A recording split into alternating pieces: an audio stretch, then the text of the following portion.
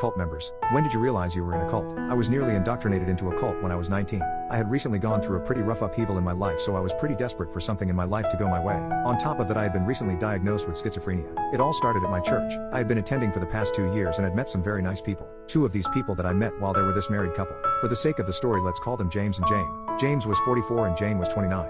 James and Jane were sweet and very welcoming, so I found their presence to be exactly what I needed at the time. For about 4 months I had been going over to their place to just hang out or have dinner. Their place was covered wall to wall in crosses, fish, and other holy symbols. Over time though, they began to get a bit more intense than they had been in the past. As I got to know them, I would eventually come to tell them about my diagnosis. They were always extremely interested in hearing all about my hallucinations. At first I had only thought they were curious. A couple weeks later, James and Jane invited me over for dinner. I had assumed it would be just like any other time I had gone to visit. When I got there, however, I quickly realized that I was not the only person they invited. 3 other people were there, 2 women and a man. James and Jane told me that they were family from out of town and asked if it was alright for them to join for dinner. I didn't want to be rude, so I hesitantly said yes.